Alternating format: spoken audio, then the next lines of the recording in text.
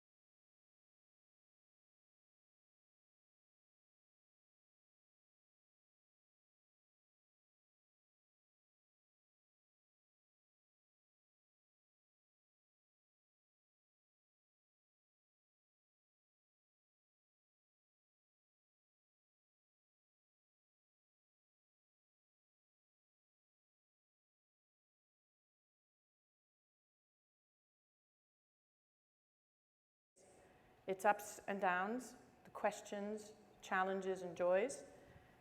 What is patently clear to me is the need for diverse talent and creative voices to reach our performance platforms, our administrative teams, our boards, our audiences, our future generations.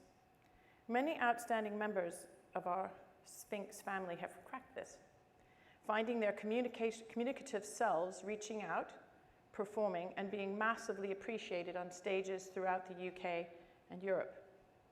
In fact, our very own Sterling Elliott has just been named in the UK by Classic FM Radio as one of 5 outstanding young talents in classical music to watch.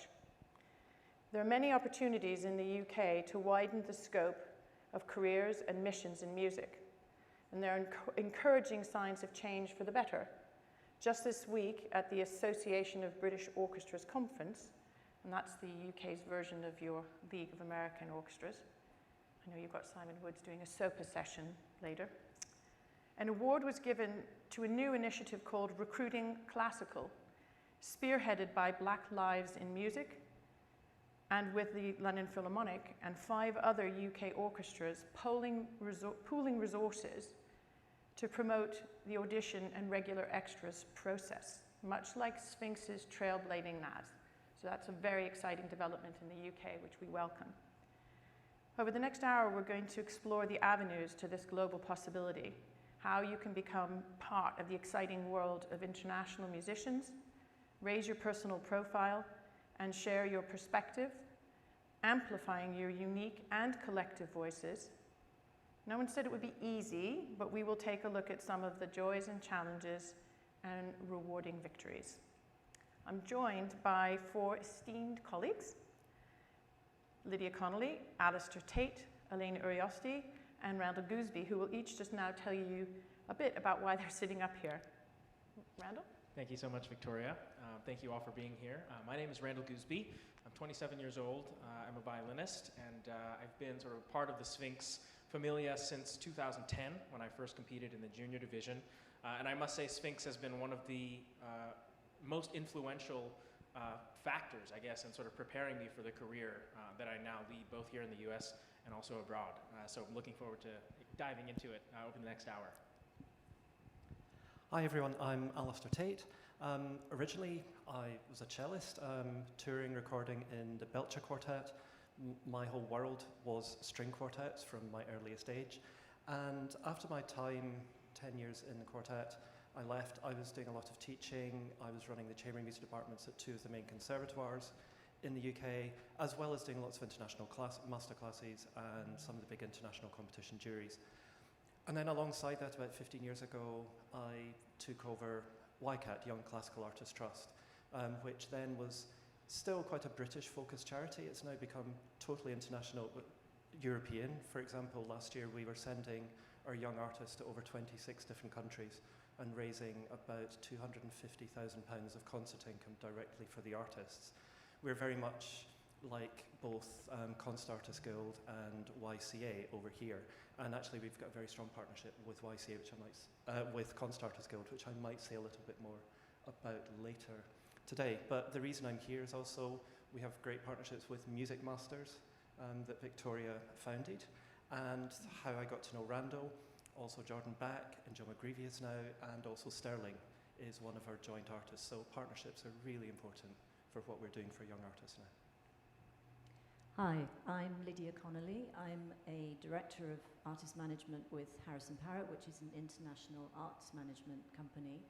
And I'm also head of inclusion and access with the company, which is something that I've been very engaged with, involved with for several years, and we'll talk more about the detail later on.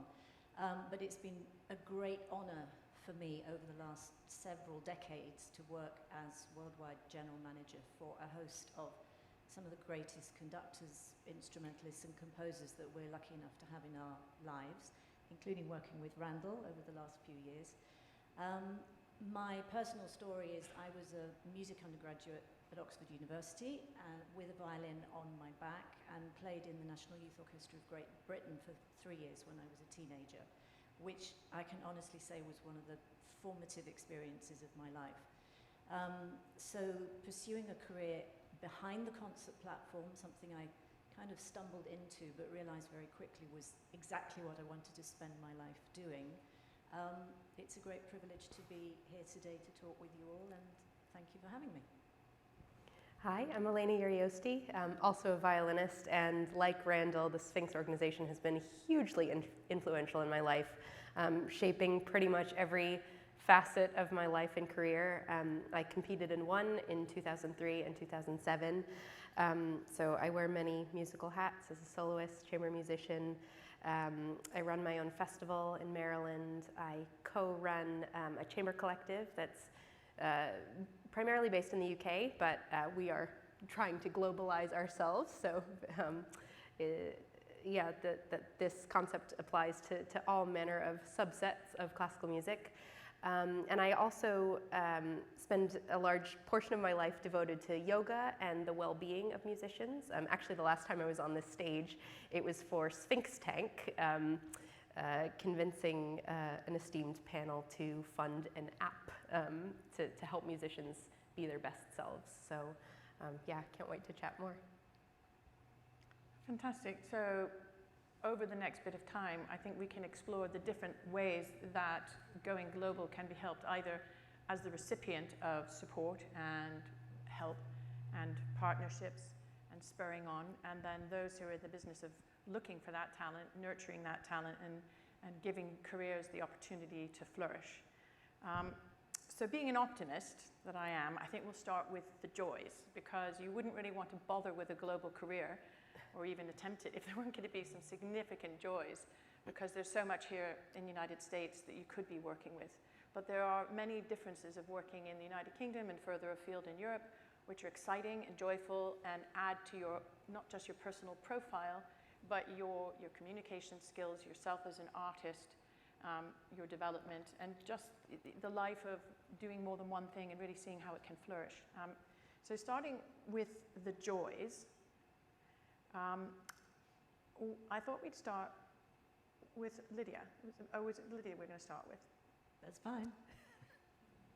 Was that right? Unless you want to go first, Alasdair. Oh no, oh no, sorry, I'm doing it wrong. We were going to start with you, weren't we? And you were going to say a little bit of something, Randall. That sounds great. Just because you want to see from the point of view of the person who's actually done it and been there. And how did you do that? And what were some joys? Yeah, where to start? I'll try to keep it short. I mean, first of all, I think one of the greatest joys of being able to travel around and do what we love around the world is making the connections that have been made between so many of us on stage, between probably some of you in the audience, both in person and virtually.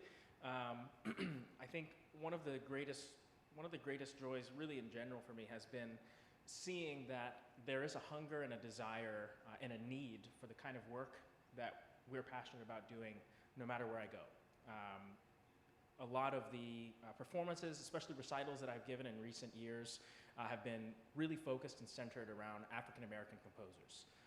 Naturally, that's something that people really easily grab onto here in the US, and it's something that even outside of classical music, highlighting the voices and the experiences of African Americans specifically, but also other underrepresented cultural groups, taking these kinds of programs and ideas overseas to places, whether it's the UK or Italy or Japan, places where there are other issues that are kind of at the forefront of the mind of the society, if you will. I'm always a bit apprehensive about how receptive a particular audience in a particular place will be.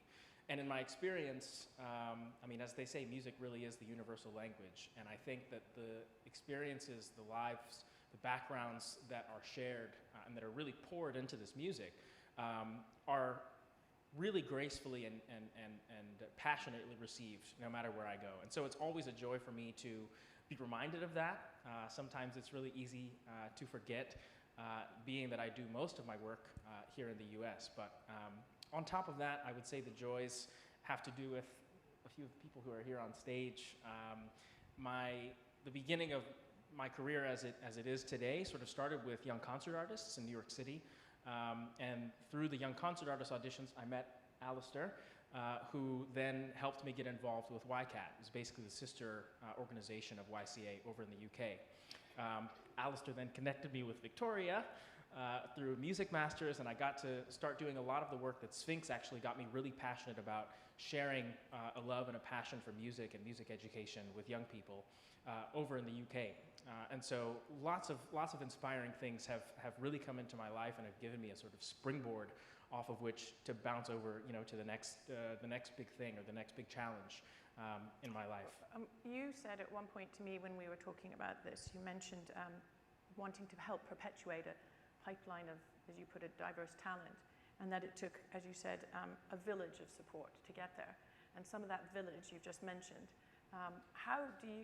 What were the most exciting moments of change? Was there something where you suddenly went, oh my goodness, this never would have happened if? Yeah, absolutely. I mean, I think everyone on stage has had one of those sort of impacts on me. YCAT was basically my pipeline into performing outside of the US and specifically in the UK.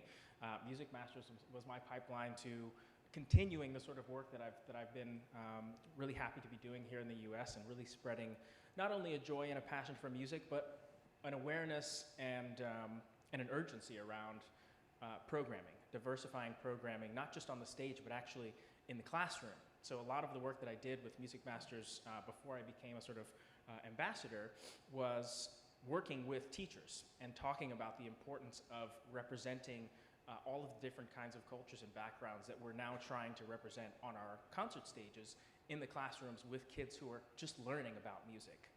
For me personally, that sort of diversity was not something that I really became aware of until I became involved with Sphinx. By the time I was 14 or so, that was when I learned that composer didn't just mean dead white guy. I mean, it was, it really was an eye-opening moment. And so for me to have the opportunity to then share that wealth of information with kids thousands of miles away was something that I never thought possible. And it's been a joy to have you there because the children respond so incredibly, and it really is helping create that pipeline towards the next generation.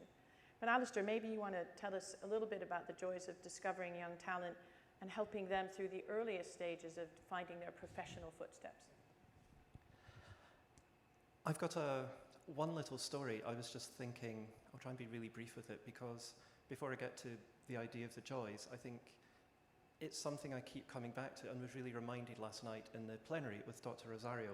A really simple phrase she said, which really struck home for me and has been a connective tissue right through everything I've done in my life. When she said it's about connecting the heart, the head, the heart, and the hand. And often we forget about the hand. And this story happened for me when I was 19, 20, still in the middle of my studies, in fact early on in my sort of student life. And I was doing a program in the UK which was really taking me out into some really challenging environments, playing in some elderly homes, and this specific example was in a care home for severely disabled educational and physical disability children. And I was doing a 20-minute recital, trying to just present the music really in a straightforward way and in a very participatory way. And this little girl was brought in And the carers came to me and said, we just need to just make you aware that the reaction can be quite strong. This girl hadn't really been able to have much movement for about the last 6 months.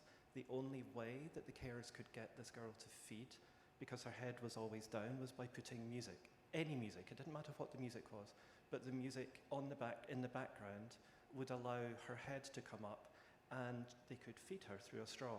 And the other thing, they said that the only contact she could have with her parents was by actually a very tiny squeeze of the hand. And they said it's just the reaction is quite strong when you know this.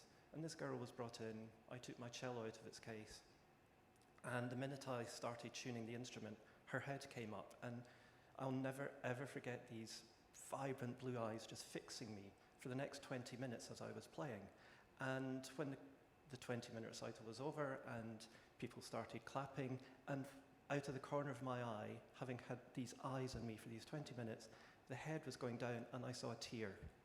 And that has stuck with me in so many ways. And the reason I'm wanting to say, because it's that connection and it's the responsibility that showed me. It doesn't matter where a musician is playing, the connection and the opportunity to connect, the opportunity to really bridge that gap and create a space where you can really create meaning and tell a story that you don't even know what the meaning is going to be for someone else. That's really been the thing that's gone right through my entire life.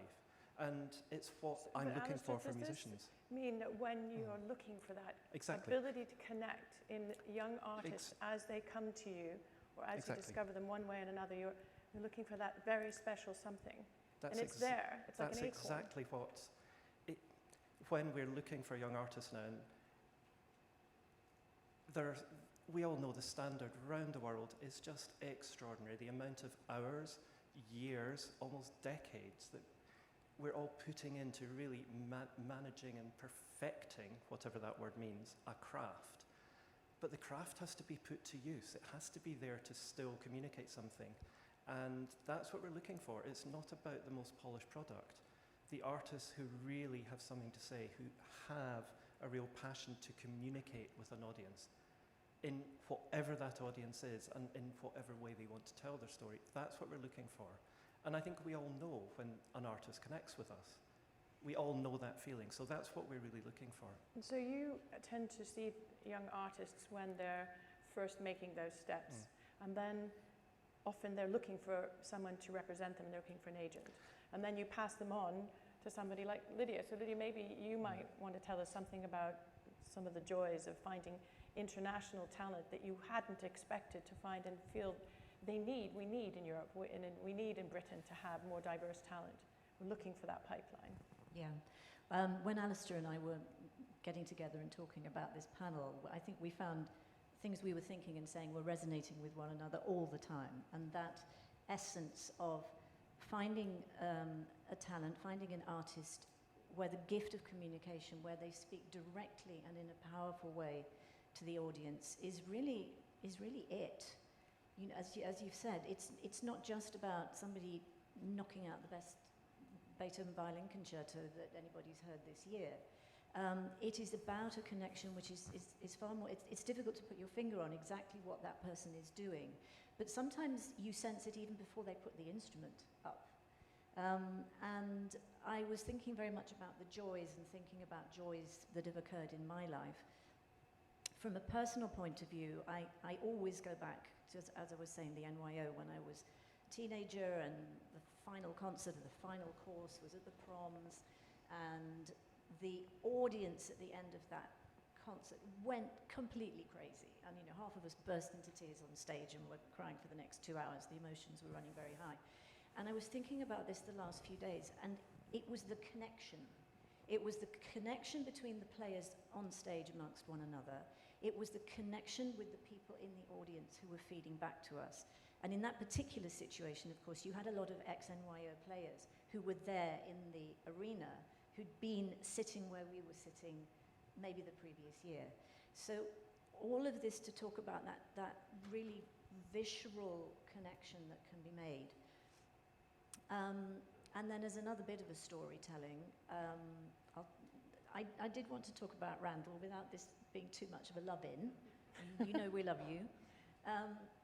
I hadn't thought about this for a little while, but when we first got to know one another, it was through Zoom, and it was through everything digital. It was during lockdown.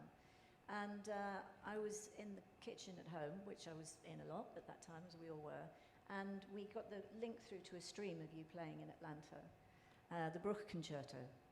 And it was one of those moments that stopped me in my tracks. Even on the tiny screen of my phone, I heard that thing that happened. I'm not going to attempt to define it musicologically or anything else. That thing that made me catch my breath.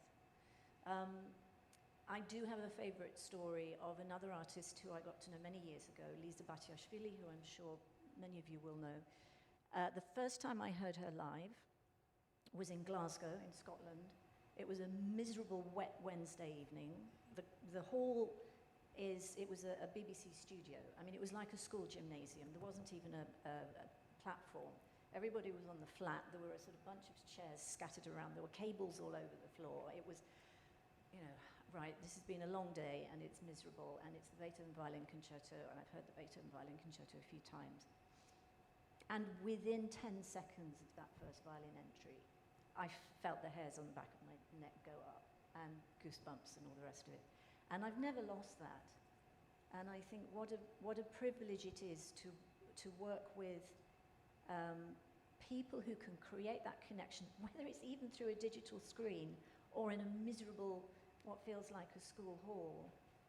And that transcends national boundaries. That is about bringing together the world in a moment. And that's what we're lucky enough to be talking about today. And I think that excitement, that sort of visceral thing, is something that I've felt with both of these players. And I think what the world needs to see is that there is talent from the Black and Latinx communities that is so outstanding that it makes you go, this is the new normal. Of course, our stages should be flooded with such talent.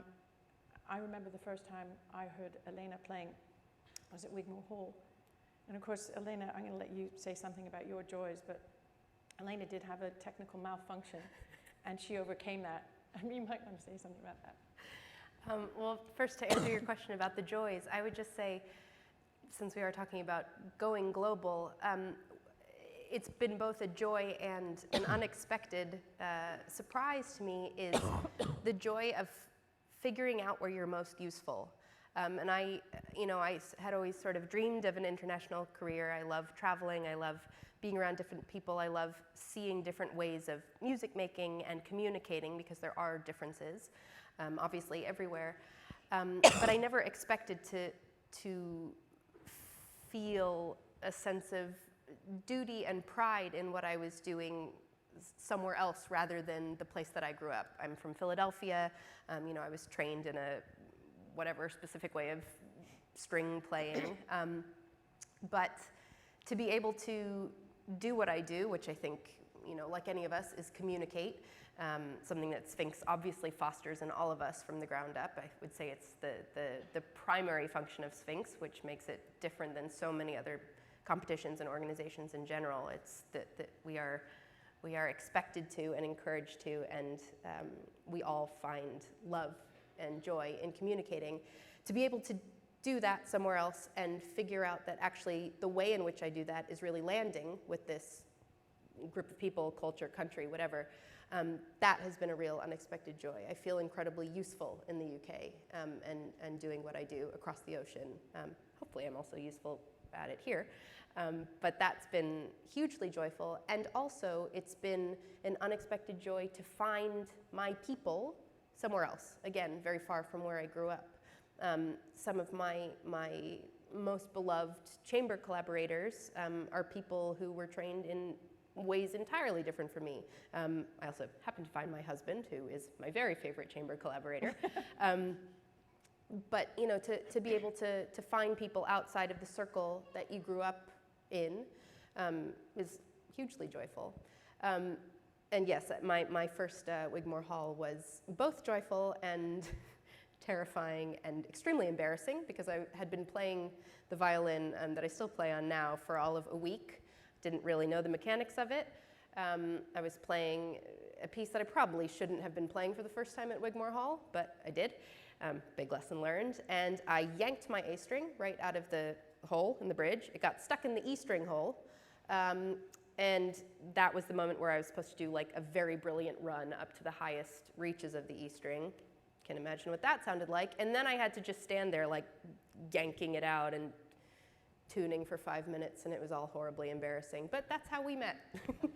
Well, I will say, what was utterly brilliant, and it's every artist's lesson, is the way you handled it with such humor and self-deprecating smiles and just calm. And you just, Wow. you see I think that. I must have blacked out because that is not how I remember it, but No, I'm but glad it was. that's what came And across. we were all going, oh God, now what? And she just managed it, and then she kept going. She played even better afterwards, as though she sort of must have said to herself, I care about playing in England. I care about being on Wigmore Hall stage.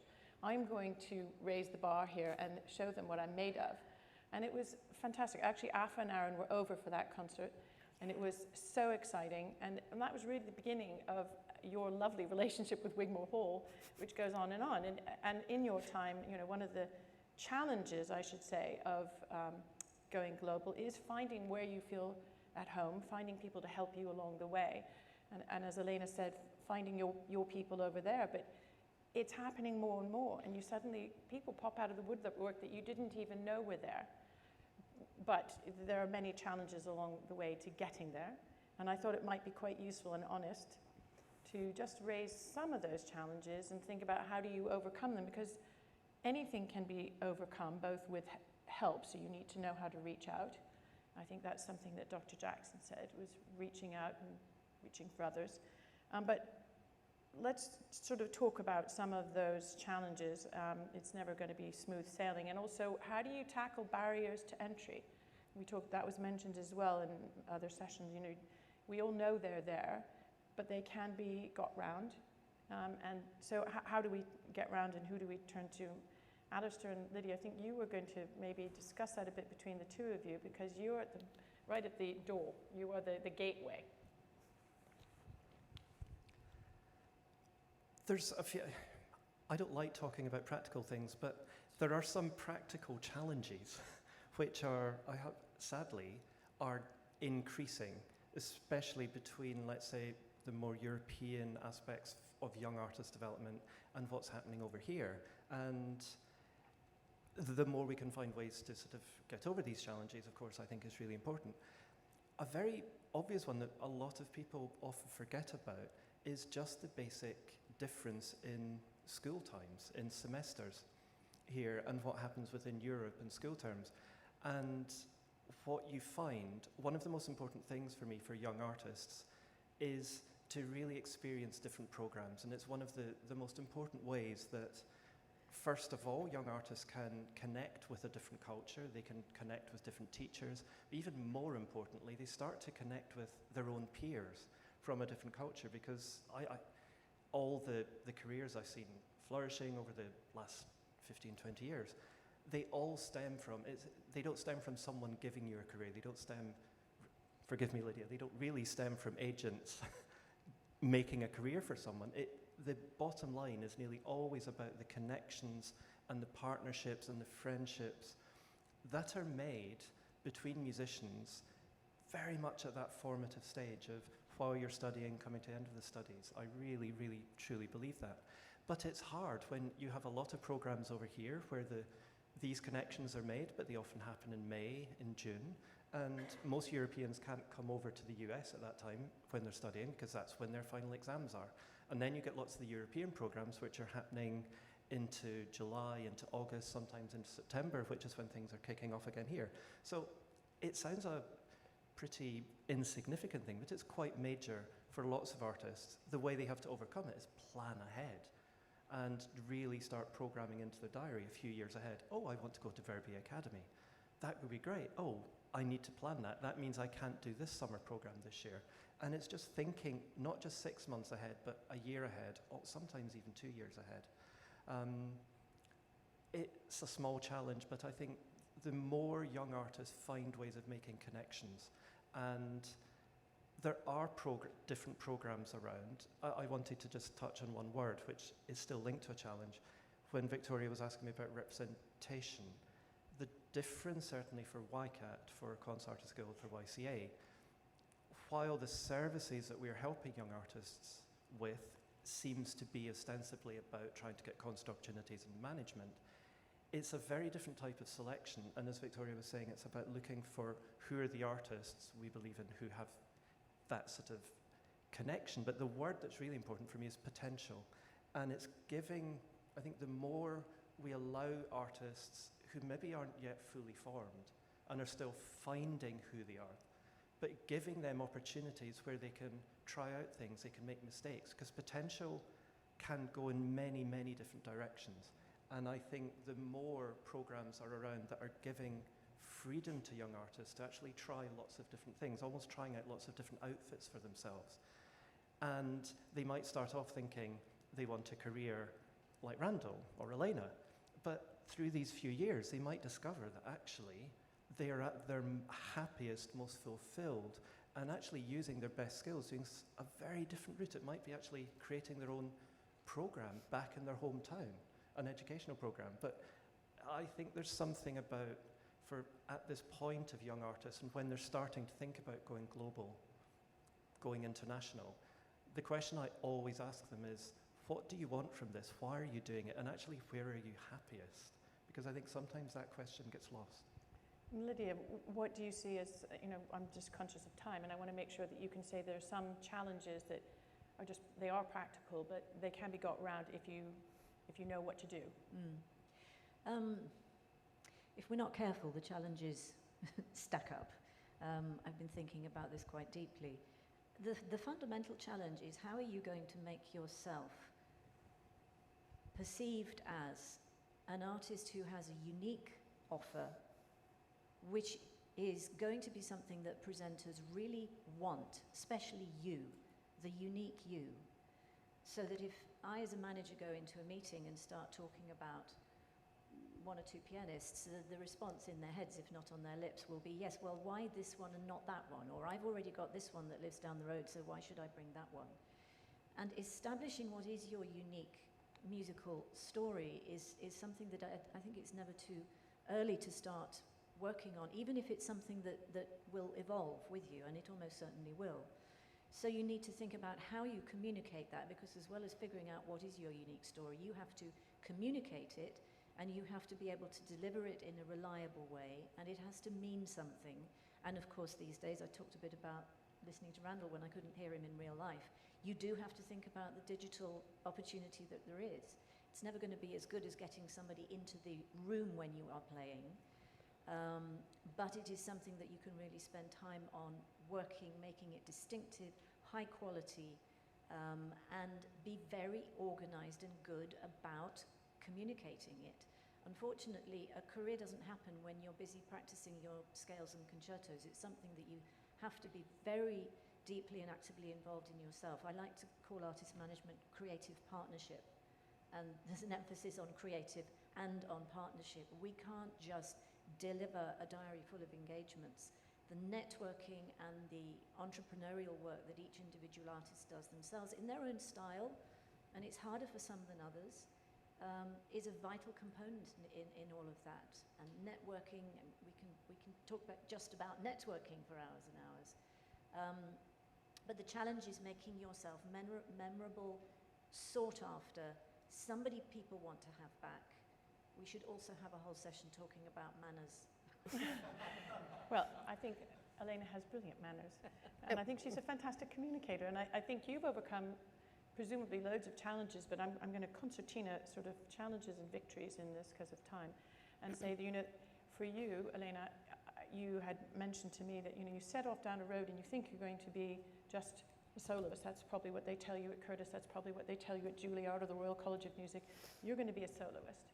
But what you can discover in yourself, and particularly if you go to another place and see what they have and the richness of what they have to offer, is that you can start to find in yourself other voices, other forms of expression and communication. Maybe suddenly you develop that chamber side or that teaching side, maybe even ultimately become an administrator. But the point is that you can find your way forward unexpectedly in this new environment. And I know you were talking about those challenges and what you discovered, and I just thought it would be interesting to hear a bit of that.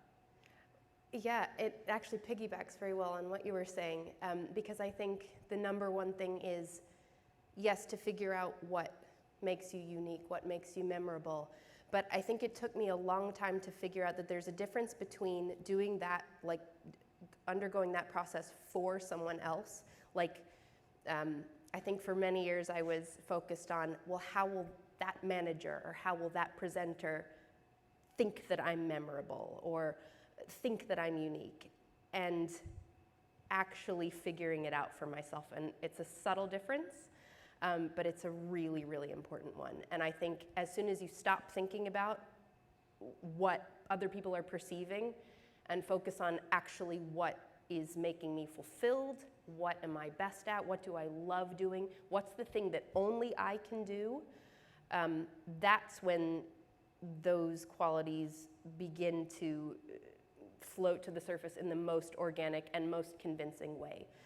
So I think actually some of the best advice I ever got in this regard came from my yoga teacher training, when one of the lead instructors said, you have to teach how you teach and your students will find you. You cannot teach to everyone.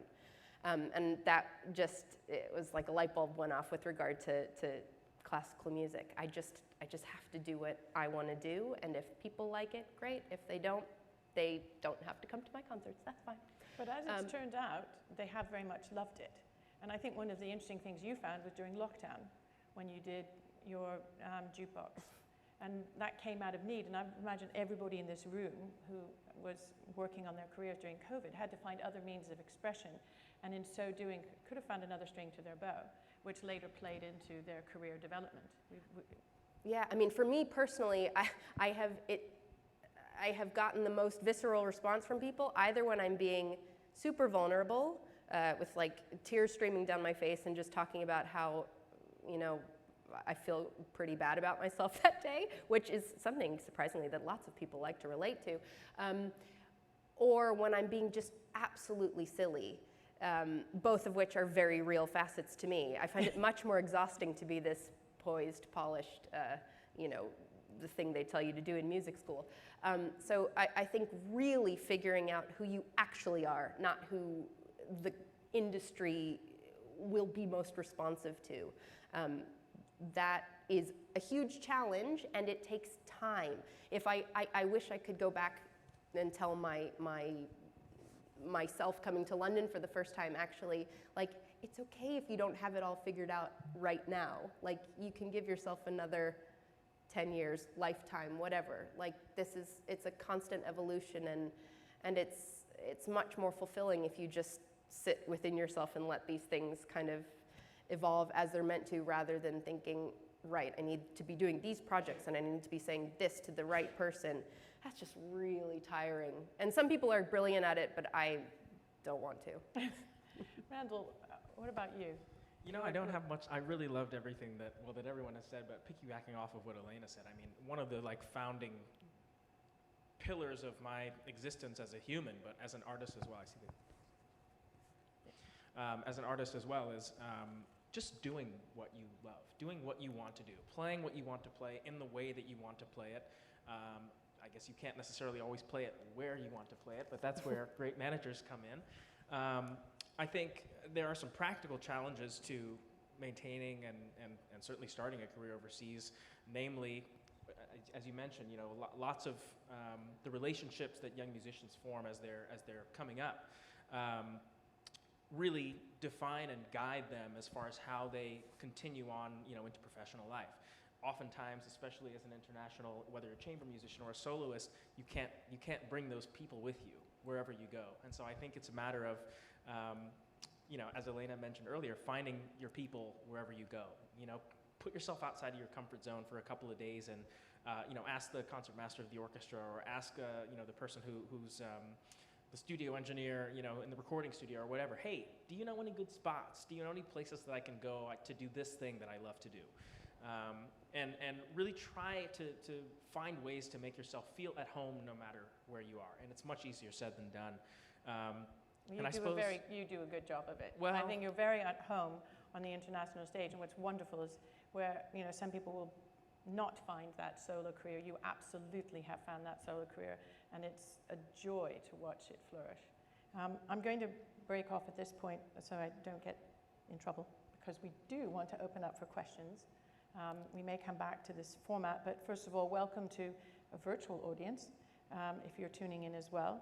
You can all ask questions to either at the mic here in the room, or because there will be somebody here, or via the Sphinx app in the Q&A section of the Ren Live tab with access code REN. So, questions? Hard to see. Are there any questions out there?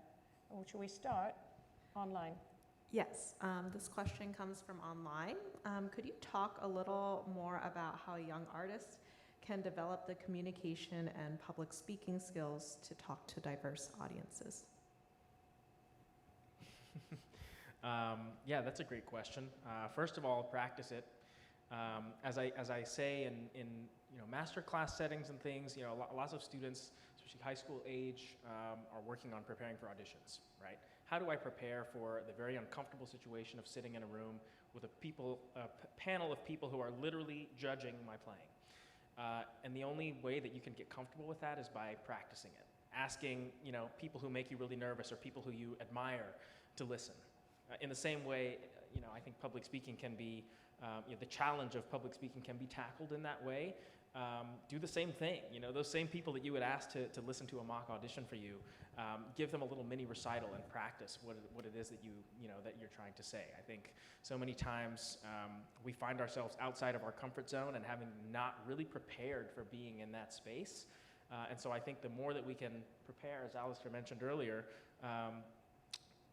kind of putting yourself in those uncomfortable situations intentionally, but in a controlled environment. That can be really useful. And one of the things that I actually wanted to say in regards to the challenges is if you go to a place where people don't speak your language, and you're used to talking through your program and giving background information about what it is that you're playing, you can suddenly feel very naked. It's like, oh, people don't know why I'm playing this.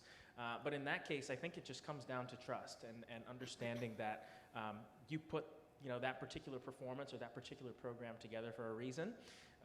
Sometimes words aren't necessarily needed if you really are in that place where you can be as honest and as vulnerable with whoever it is that you're communicating with. So I guess that's in so many words, a short helpful answer. To that. I wonder if you two ever find, you must, that you've got an artist who plays like a dream but needs some help on the old communication side. Well, I'll just say how important it is, and what Randall referred to also about speaking in concerts. This it's at a tangent, but it is important too. Breaking the fourth wall and finding ways to be comfortable talking about your program and involving the audience and giving them a sense of real belonging in the room is more and more important. And that's another reason why developing those skills, and everybody does it differently, but it goes a huge way and goes back to what we were saying before about creating your own distinctive voice. And I couldn't agree more. If an artist isn't really authentic with what they're doing, if they aren't themselves, it's simply not going to work. People will see through it. And I have a conductor who has often said, if I could say to my younger self, you don't have to become a maestro, you don't have to figure out a way of creating a shell for yourself that then delivers the performance, it has to be you. Well, other ways in which you present yourself are through the instrument or through the baton, and also through talking. So, like Randall said, just keep doing it. And even when it frightens you, keep doing it. I just want to totally agree. I want to give everyone here a lot of confidence because in my experience in the last few years, this country trains your artists to speak in a much, much more confident way than a lot of artists are trained in Europe at the moment, trust me. Almost every artist who I'm encountering, or groups, wherever they come in competitions or for auditions, you're really good at presenting yourselves here. You may not think it sometimes, but you really are. We've got a much longer way to go, I think, certainly in the UK, and even more so in sort of Central Europe at the moment, in that the confidence and the ease of just being able to stand up and talk as a human being without using the instrument as a shield, which I think often happens for people. And I think that's when I often come back with young artists to, what is your responsibility? Yes, you want to just connect with your instrument, but at the same time, the audience loves to see you. And in Randall's point about if you don't even speak the language, you can always learn just one phrase. And I remember doing my first time in Japan with the quartet, and we had this little encore, which was called Good Night. And so I just learned how to say Oyasumi Nasai. And I mean, that's all you needed. And the audience was just suddenly, could do it. But there's simple ways, but it's just saying that you are a human being and you're there to communicate. And it's not just expecting them to love what you're doing. You're wanting to share something. But anyway, I wanted to say, have confidence here. And Elena, you are a natural communicator. I mean, I don't think you've ever had any trouble with that at all. Well, for me personally, communicating from the stage got a lot easier when I stopped trying to memorize what I was going to say and made the decision, actually, I'm just going to chat to the audience, which is, I think Victoria was panicking a bit before because I was like, she was like, are you going to look at your notes? And I was like, let's just chat. So I'm very much just a chatter, which is why I often ramble and don't make sense. But I just wanted to say, I hope I don't get in trouble for saying this. I think I love what all of you are saying, and I think we should definitely practice being communicators from the stage. But if at the end of the day, that's not you and you hate it and it makes you miserable and it's going to make the experience worse for both you and the audience, don't do it. You know, like if, thank you. Like if it's something that you really don't feel at home with and you're gonna spend the whole concert thinking about like, oh, I have to say this thing and it's gonna sound stilted anyway. It's not, there are loads of ways to communicate. You know, some of us are great with words, some of us are great with historical context of the piece. Some people like to describe what it evokes for them. Some, you know, Mitsuko Ochida does not get up and like chat to her audience. She just plays and it's amazing. And there are loads of players like that. And I think there are just all kinds of ways to be an artist. And again, it goes back to what's most authentic for you. Sorry, I hope that, did I ruin everything? Do we have another question out there? Yes. Hi, everyone. Well, thank you for everything that you've shared. I'm Sonia Maria Rodriguez. I'm a Peruvian Fulbright scholar, currently doing my MA in Arts Administration and working at the Cincinnati Chamber Orchestra. And I have a question. I wonder what strategies will you share with us about how to keep those connections alive when you are in another country?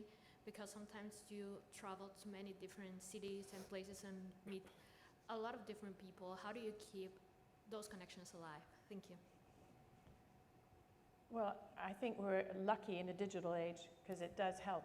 Honestly, you know, when I first moved to London a long time ago, I'm not going to say how long ago, no digital. And I'm lucky I wasn't an artist because I don't know how I would have managed, but maybe this is something you can address. So what is the best way, you know, for you musicians who are on the road all the often and racing around? It's quite a lonely life, it can be. Although you're lucky you've got a baby with you from time to time, but by and large it's a lonely business. So how does one keep the connections and then as you go from city to city and place to place, make sure those connections are staying alive? This is something that I have a lot of work to do on, to be honest. I'm not the greatest communicator, especially when it comes to like responding to texts and emails, which both of these people who I'm not going to look in the eyes right now can attest to. But for me, I think one of the things that I've been aspiring to do more of is, let's say you get someone's card, you know, and that's a connection. That person is someone you want to stay connected with. Something that I want to start doing is like taking the card, going back to my hotel that night and just writing, hi, very nice to meet you. Hopefully I'll catch you next time. Then you have that person's name and contact right there in your inbox. You can see it. If they respond to you, you know who it is. It's not somebody saying, hey, I met you here, and you're like, oh, I don't remember who you are, but nice to see you, nice to hear from you. That's just one little thing that I've tried to do, or will continue trying to do. Elena? Yeah, I love that. My husband and I, we're very different communicators. He always crafts like the most thoughtful, you know, lovely message, usually quite long. And I'm much more like, hi, really nice to meet you. Hope we can stay in touch. And yeah, you know, perhaps my messages are not the most thoughtful or they're a bit careless sometimes, but I'm into just speed, brevity. So yeah, I would say if you can, my parents always told me, like when I grew up, I always had to write thank you notes immediately, like upon unwrapping the gift, write your thank you note. So I think that's like drilled into my mind. So even if it's a one-line email, it was so nice to meet you. I hope we can stay in touch. Very practical tip, never ever say nice to meet you. Always say nice to see you, because inevitably you have met that person before. So even if you think you're meeting for the first time, nice to see you. I'll say nice to see you to everyone here. Don't take offense, please. And then, yeah, I think also, like, if you are kind of an itinerant musician, chances are many of the people in your circle are as well. So they, you know, most people in my life cut me a bit of slack if I'm not great at following up. But these are mostly like friends and family. They know I can sort of wander off for a little while. But I would say, yeah, just a simple one-liner is often effective, and it takes the pressure off of being like totally the most eloquent. One line is better than no. 0 lines, yeah. That's what I think. From a professional point of view, of course, you're going to meet a lot of people sometimes at a moment when you're your most busy, and you maybe just come off the stage and you suddenly meet a load of people, and you really do want to remember them because you're grateful they were there. You want to maybe carry on the relationship with them. You might want to come back to that hall or that orchestra or whatever it is. So as professionals, what do you advise your team of artists to do in order to maintain the best contacts they can? Well, for the artists we're working with, one of the first things is tell us who you met. Just the day after the concert, the night of the concert. Leave a voice message. However is quickest and easiest for you, please just tell us who you met. Because you'll be on a plane 7 o'clock the next morning, and we can just keep a note of that, and we'll follow up at a time which we think strategically is going to be good. I think both of your advice to send a note immediately before you forget it is golden. Personally, this is really very basic, and I apologize if it sounds patronizing, but I'm a massive fan of an old-fashioned paper perpetual calendar, which I have on my bedroom wall by the mirror where I comb my hair in the morning. And so I won't forget birthdays because they're just written on the wall. I write stuff on my hand. You know, I take a biro to this bit of my hand, which my father always used to do, so that I don't forget. You know, everybody's got their own trick in the moment. And also, you shouldn't beat yourself up. You won't remember everybody all the time. And we don't as professionals. You know, from time to time we'll think, when was the last time I spoke to X? We hope sixth sense creeps in, and then we make sure we do it, because it's such a rapidly moving world. But you find your own way.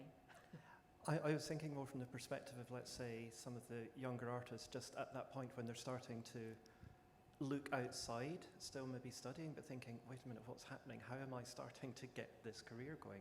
And one of the first things I always start with an artist when we're getting to know them at YCAT is get them to realize how big their ecosystem already is. And I always try and get them to think a career is always about the ecosystem you have. And if you even just start to think, who are all the different people that are already part of my life? And some are very connected, some might be a bit more distant. And then you just start to look at them and you realize that actually that person who I did meet, but they know this person as well, and that person's connected to there. And it links to how I also get young artists to read other people's biographies. Don't just read lists of names. I start saying to them, please look at a biography like the most exciting treasure map you've ever seen, because a biography doesn't happen by chance. A biography happens, or a CV, by connections. And the more young artists start to be curious about how other people's ecosystems have evolved, they can start to then look at their own, and it's that building up of it. And once you start to realize your ecosystem's already really big, then you can start to then it becomes, actually, I see it a bit like brushing your teeth, or it's like doing your scales in the morning. It really is. And unfortunately, it is part of the career nowadays, but you have to, again, exactly what Elena was saying earlier in a different context, of find your own way. What's the most comfortable way that you have of communicating? But then make sure that that is built into your diary. Well, I think you'd also find that your ecosystem in the United States melds over into what's happening already. You already know people in Europe. You just don't know you know them. And I think that if you unlock that, even with two people becomes 4, and it becomes exponential. And then you build a career. I think we might have time for one more question. Was there one over there? Hi, my name's Eric Salazar. I'm a clarinetist and a composer. My question is, do you have recommendations on where an artist can go to meet programming decision makers or artistic decision makers other than this conference? Well, maybe, Lydia, do you want to attack that one? Well, backstage is a good answer.